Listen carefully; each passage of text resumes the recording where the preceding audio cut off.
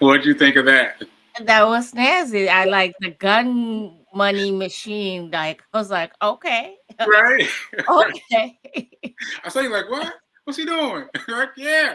Let him know. Let him know. Let him know. We're not doing this again. I am so old. I remember the days of this. Now Yeah. you got little Yeah. like Got the guns. Got the guns. gun things. Oh wow.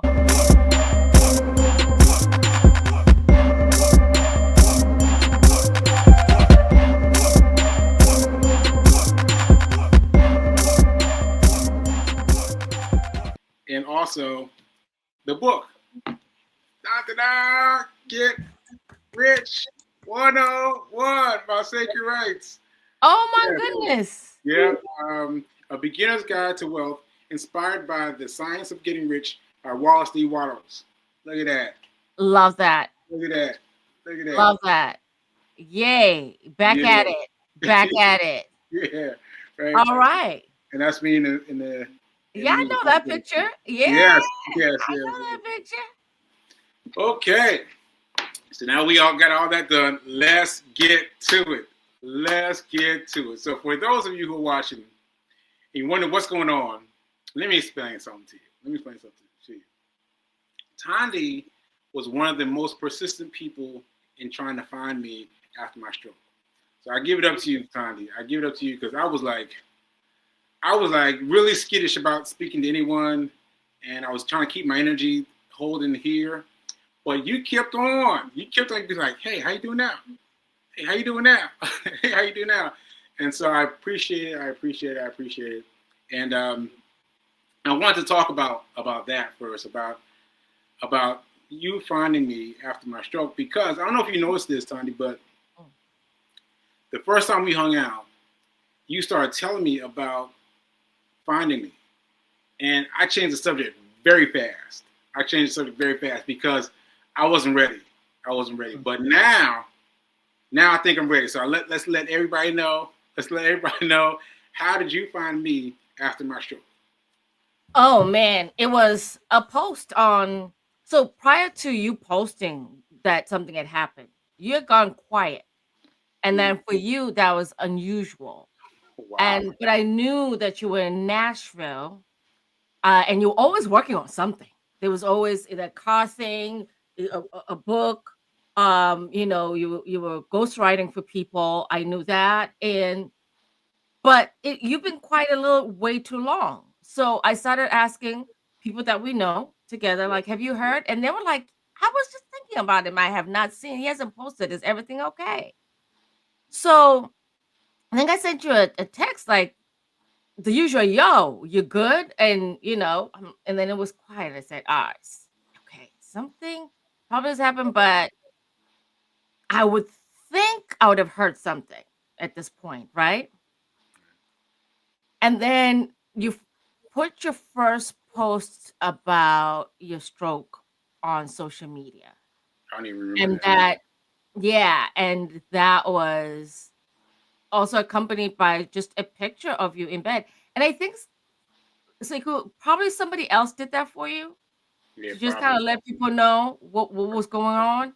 Yeah. Because it had been a while. And that shook me because I remember that picture really vividly because you lost a lot of weight. Wow. And I think months before then, before you go into Nashville, we had gotten together and had drinks. We had hung out. What? Yeah.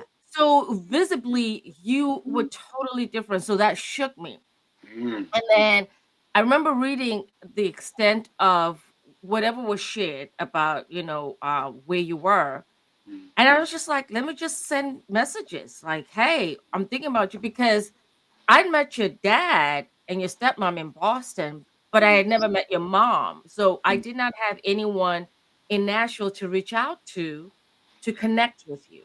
And I think and also I remember looking up even at Fisk, trying to figure out because you had said your mom had a relationship with Fisk, and I think by memory I was like, she works there or something, but then I don't know a name. I don't know anything. And I remember just looking at their website, trying to figure out if there was a connection. Wow. But the only thing I could do was send you text messages, just kind of saying, "Hey, thinking of you. I am praying for you. You know, push through, friend. Mm, You know, push through. But mm. that was that. You know that I will never forget it because you were that constant reminder of running every day. Wow. My struggles of getting fit. You had since you started your running journey prior to prior to your stroke. It was like each time I would see a post, I'm like, all right, I got to get out there and do something. I got to get out there and do something because you were doing it.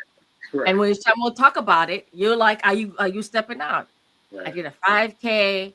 And at one point, Makiba Wow. and I did a half, yeah, a half. And that was because of you, Half just marathon? your persistence, because you were on us about running. You were You ran like, half marathon? I did a half. What? It Oh was, wow! Because of me? yeah, What? you, Oh, wow. yeah, you were, because you were persistent with it. Yeah, and you were always stepping out, rain, snow. Like you're posting pictures and it's cold, it's freezing, and you're out there. But man, that half marathon did me. I mean, I think my feet have never recovered. But so it was, and then a number of other things that just hung out in New York with McCall and Kyle and even in Cape Cod with the golfing events that you and your family put together, which was really Sidebar, for nice.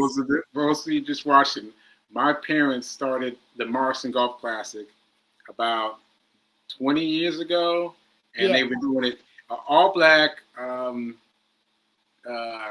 golf yeah, tournaments, and they yeah, were running it on Cape Cod in Falmouth, Massachusetts for all the time, and yeah. it ended. I understand with me being in absent in how you say that I In was absentia, in absentia, yeah, because yeah. I wasn't there, yeah. Yeah, I mean, you ran it. You had the car sponsorship. You had Cadillac show up with multiple different brand spanking new cars. I remember when Toyota we did the lineup with Toyotas, and it's because of you. I ended up buying a Toyota Camry, a 2015. What? My 2015 Toyota Camry was because yeah, Y'all and hear Toyota? Toyota, huh? y'all hear that? Yeah, Toyota, y'all see, hear that? See, check it out. yeah. Yeah, Oh, that's cool. and then not only that, but we have Norky bought her Lexus, I think, and Oh she had wow. talked to you because yeah. So Wow. as friends, we look to you like, okay, I'm getting ready to do a purchase. What should I do? What's the price point I should be looking at? Like you the go to because you knew cars, Wow. and and then buying because I at that point the winter prior to me buying that car, I had sworn off buying cars. I didn't need to, I was just commuting to the city. I was fine with it. But I ended up buying a car because that winter prior was it was a record winter of over 80 inches of snow accumulative. It was horrible back to back, and commuting to work was just a nightmare because being in New England, we don't just shut down all the time just because it Right, right, snows. It has to be like massively bad. yeah, yeah. And that pushed me to buy a car, and I reached out to you. You told me, and so I was confident walking into a dealership, having to negotiate on a car because I was informed. Mm. But that summer when I had the car and I went to the golf tournament, and you had Toyota, and we did this video of like rows of just Toyotas following each other in Cape Cod, yeah. Wow. And you had like the camera up the sunroof on like the leading car, and it was like a roll of us just putting together like social media content for Wow. for your car thing, so for your car relationship. So what was so impressive was that just you and your family, how community Mm. building community, and that's how we met. It was always consistently building community, nurturing community. Wow. So finding you was important because you were part of my community. You are part of my community Mm. of people, and so it was just like, you were so far and from Boston, recovering, so it wasn't like an easy place to go. Didn't know who to reach out to, Right. and get the some information. But in due time, when we finally like reunited, it was nice, and I knew you were still in the beginning processes of just trying to Right. put together some pieces. So Right. now I wasn't trying to stress you, but I also just wanted you to know that you were important to me. That I just kind of I really wanted to make sure that you're good and you're on the mend. I appreciate that. I appreciate that. And let me just give you a little bit of a share from my side because people don't understand how the stroke was for me. So for me, text messages, my text message was numbers and letters put together. And that was it. Send. And then my folks took my phone. They were like, "Ah, he can't be sending out texts like this. We gotta take his phone." And they took my phone, and then after a while, I got my phone back, and I was scared of it.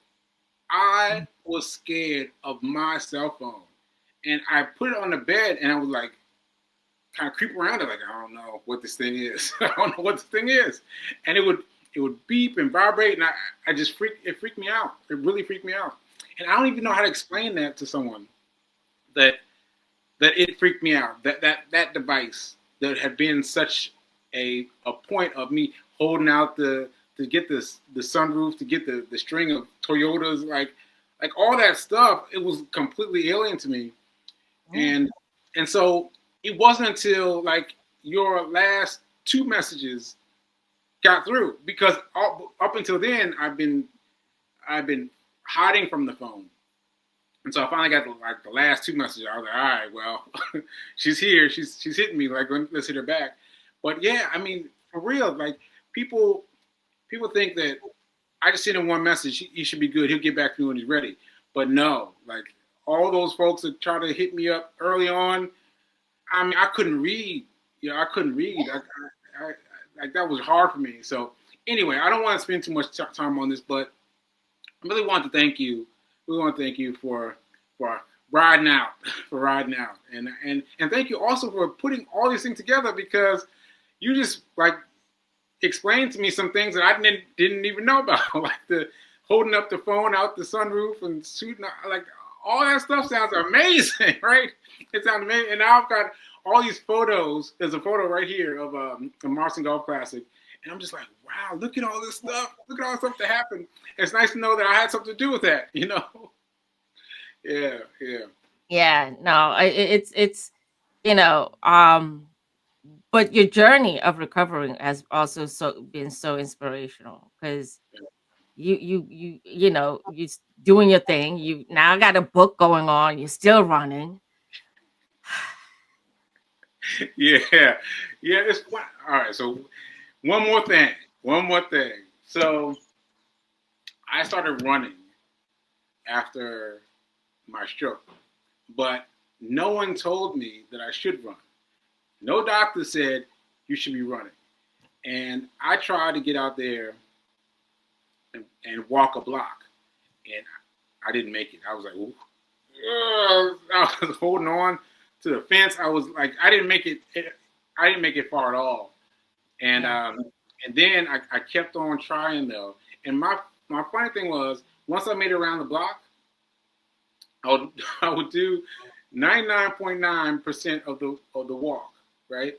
And then I would walk one of for one of those one of those things that a cinder block, like it's a cinder block, kind of the sidewalk, like that. Yeah, yeah. I ran one of those. One of those. So I walk, and then I run, and that's it. And I walk and I run, and that's it. And then I kept on doing that, and kept on doing that, and kept on doing that, and kept on doing that. And so now I'm running. Now I'm running a mile each day on day over 1,000 days now, and I've also run a marathon twice. So for those of y'all that didn't know, I'm here to let you know. That that spirit of wanting to run, like, kept through. It was in you. You're saying, doctors didn't tell you. That is a journey you started a long time ago. That's a deep love, muscle memory, and something that, yeah, I was like, oh, he's back at it. Now you're over 1,000 days straight. I'm like, oh, I struggle. It's getting cold. Every now and then I'll step out and do my thing. This summer actually I did better. Yeah, But now it's getting colder. It's yeah, yeah. inside. But jumping rope has been something that I've been doing, so I enjoy that. All right, cool. And I'm glad I'm Yeah, inspiring you. I'm glad I'm inspiring yeah, you. yeah. For me, I feel afraid that to not do it. I have to do it every day, or else I don't know what will happen to Yeah. me. So I have to keep on doing it every day. All right. So now that we've talked about that, I want to run this out. I don't want to run this out, but we wanted to talk about money, and because this was so funny to me, we were talking about money, and you were like, "You know what I do for a living, right?" And I was like, "No, no, I do not." And I don't know if that's caught up in my my stroke memories, or if I just never knew it all. But you started schooling me. You started schooling me. So now, Thandi, please introduce yourself to everybody watching. All right. Tell us who you are. So, all right. So, Thandi Falala, based right outside of Boston, but my undergrad is finance and accounting.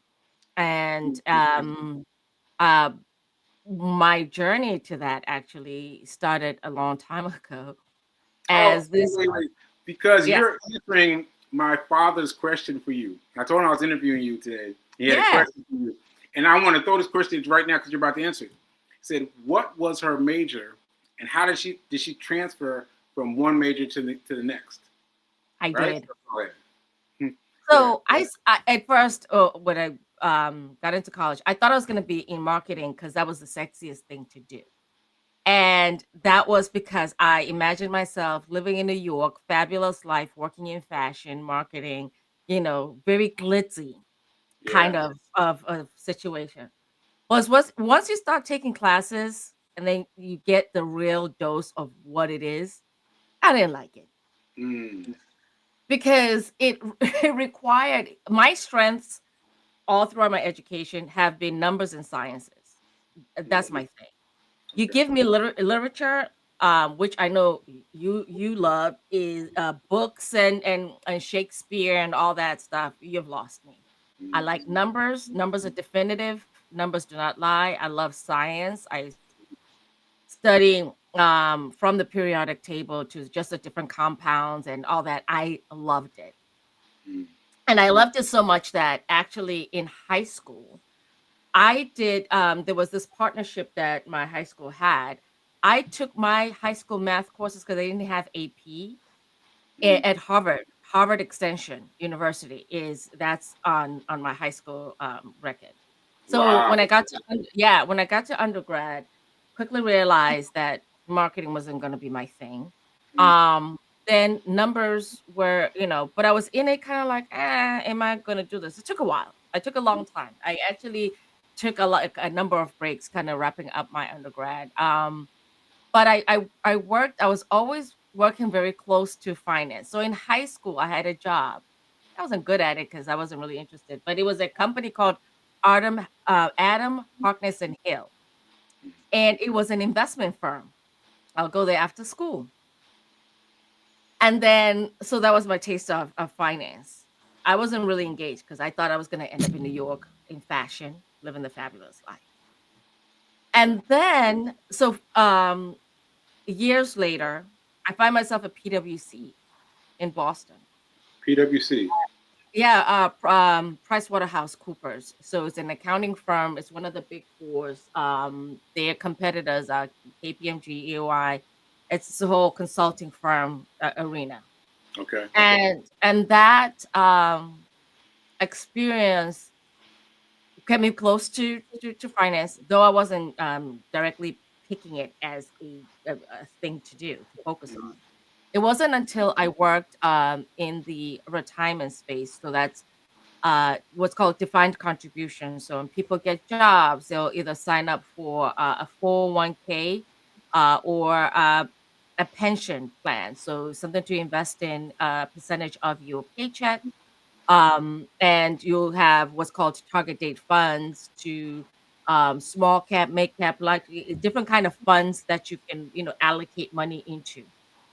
So that's really when I got into that space. That's when I truly focused and wrapped up school. Fell in love with the world of finance. Mm, So it's in a different package than let's say a certified financial planner who works with individuals. mm, So where I was working was you work with companies that have these offerings for the employees, and it's the consulting firm that I was with at the time, they would you go shopping around, sort of talking to different asset managers and figuring out what's the right fit for that particular client. So some of the clients, their assets were over, there were billions of dollars in assets of funds that were being invested on behalf of employees for wow. companies. So fell in love with that work, loved it, and that in itself, as an institutional investor,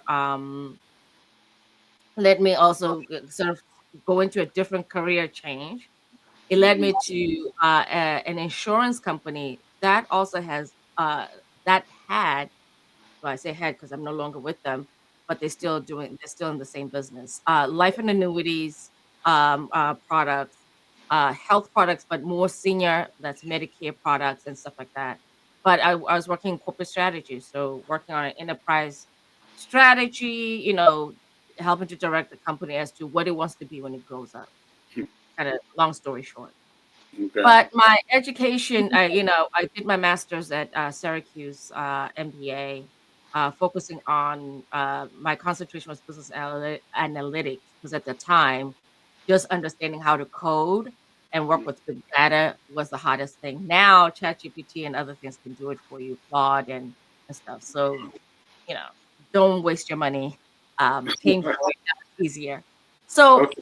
um, that's a little bit about just, my background. What I do now is different. It's kind of in the same world of finance, because I work with investors. Mm, I work with startup founders mm, who are raising capital for their startups, and that's in the space of fintech and insurance technology. So it's more the technical things that I needed for insurance company to run, whether it's enrollments, claims, underwriting, policy admin, systems, and back office stuff. So it's a lot of that. There's a lot of activity in this arena, and what I do is help the founders basically put together what's necessary for them to raise capital.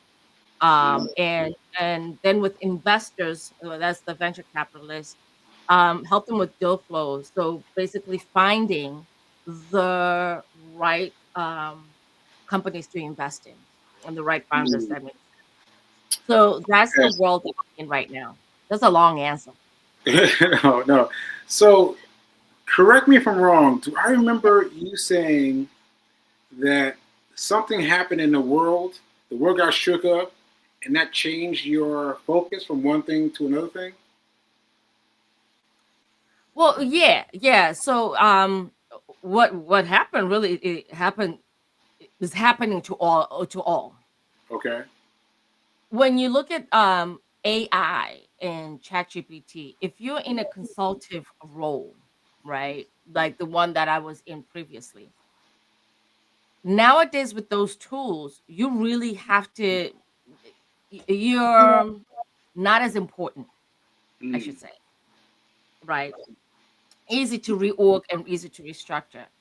So it was a moment of inflection point, or a moment of pivoting, Mm. as to, okay, this is the world that I know. Where's the next opportunity? Well, AI, what has happened is that because a lot of companies, whether it's the insurance companies, financial institutions, they have what's called legacy technology, which is old technology that dates back to the 60s sometimes, or the Wow.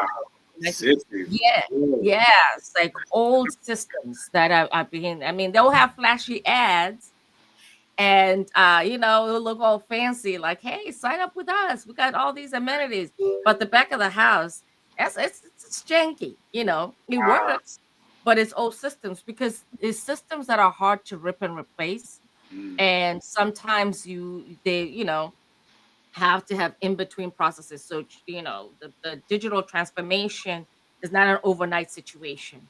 mm, And with all that activity that has happened, a lot of these tools now they want AI because artificial intelligence, more than just having data, can mm, help read the data to be prescriptive, to study the population that it serves, and to also help come up with new products, right? New product offerings. As people change and appetites change and things, happen, you as a company you have to be agile.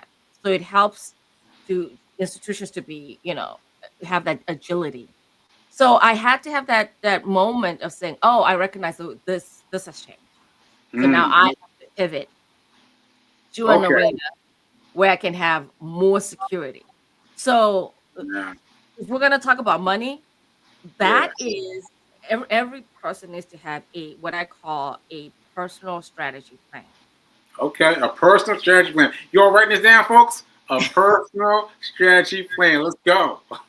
Let's go. So, in anyone who works in corporate strategy, you know that on an annual basis, yearly basis, the company will publish their new uh, strategy plan. You got the short term and long term goals. But personally, I have the sun showing up over here. Hold on, I gotta zip over here. 2 seconds. Okay.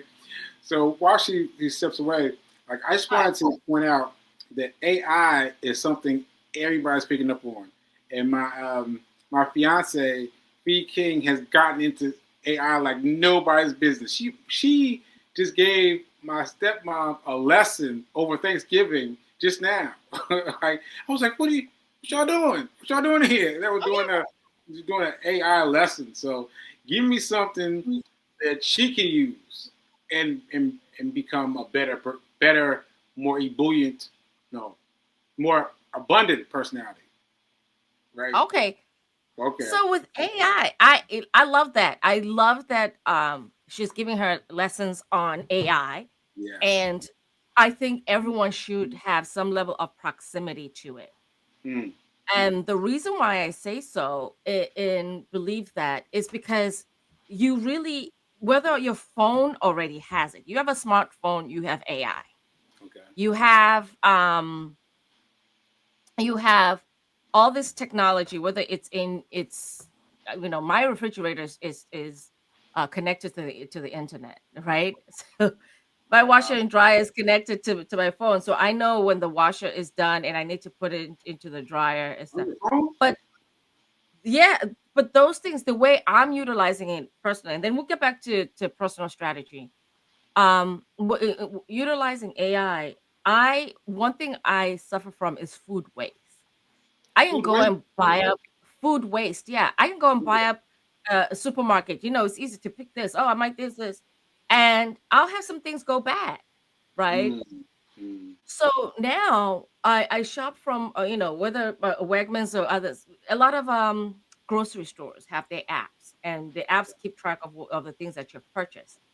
And I use that data actually, I pull it out to then write recipes, have ChatGPT write me some recipes using the things that I have and making sure that I use it all up Mm. and I'm not wasting any food.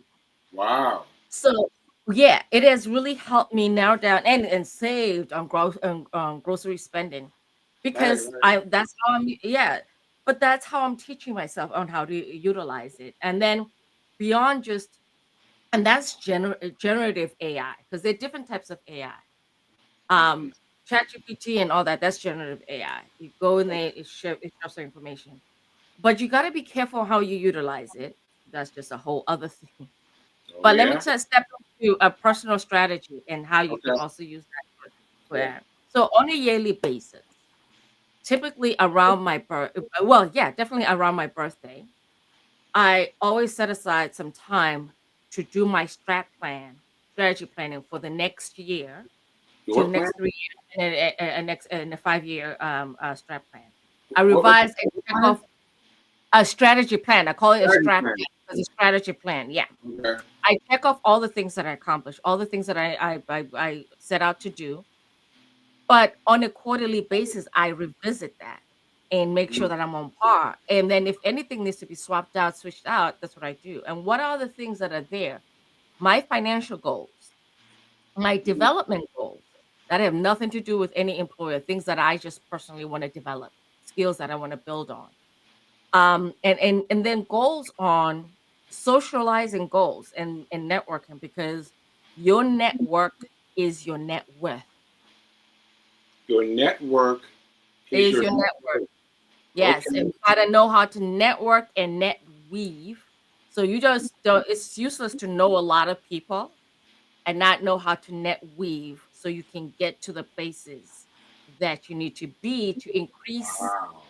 what's in your pocket in Wow. order to then have things to invest in, build wealth. It's just, Wow. but socially, I look at what are the things that are coming up, where are the things that are going on. Mhm.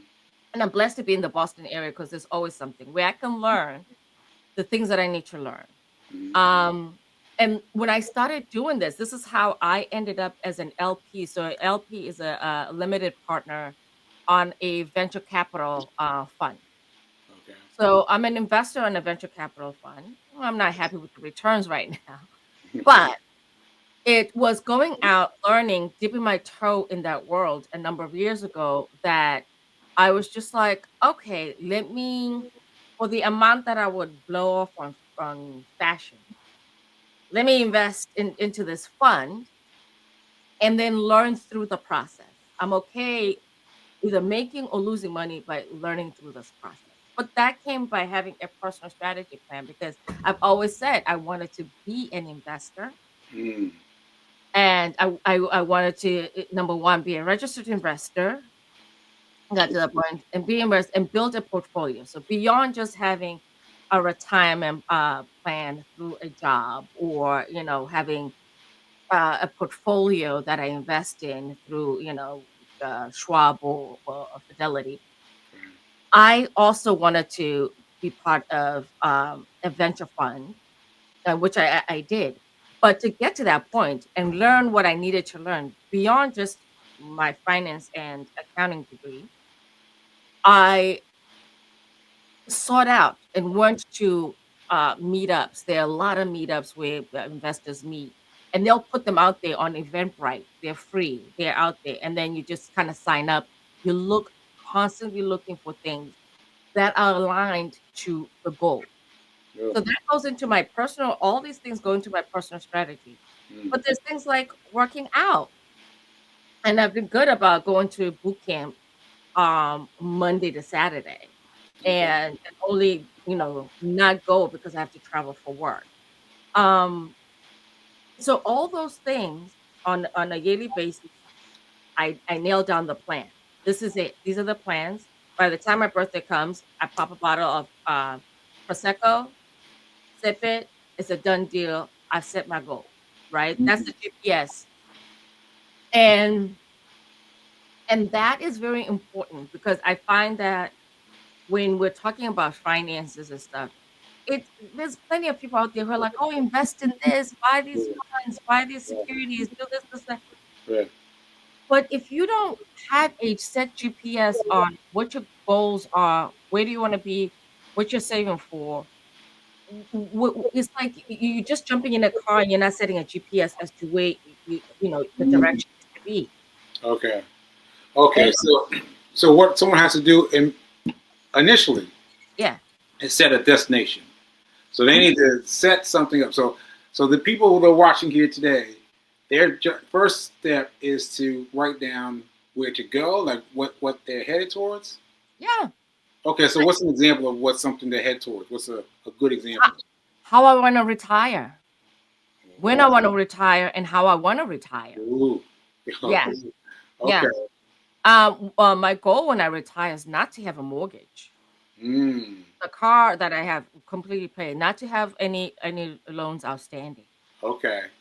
Okay, Okay. so that's painting the picture. This is what I want, and then to to then establishing a roadmap to that, right? My last day of working. But my post-retirement, I'm not gonna be just sitting around. I have a plan. I would love to teach. That's when I would love to, and I actually would love to teach in a community college setting Mm-hmm. specifically because I find that is a place where a lot of people who've gone through things and grown are really coming back to school more focused, hungry for knowledge and learning. There's just a different energy. Mm-hmm. Mm-hmm. Um, and so I that to me would work. I would love to be in that space. Okay. And that will be something to do. And it's not necessarily that I won't need a job, but it was something that will be fulfilling to do. Mm.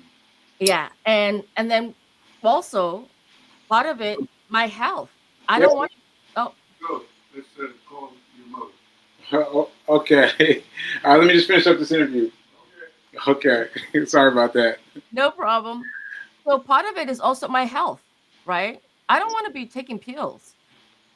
So what do I got to do now in order to not have like a whole case of pills that I take because I got overweight and all these other things. So I'm fixing things so that I paint that picture. So that those are the examples that I have.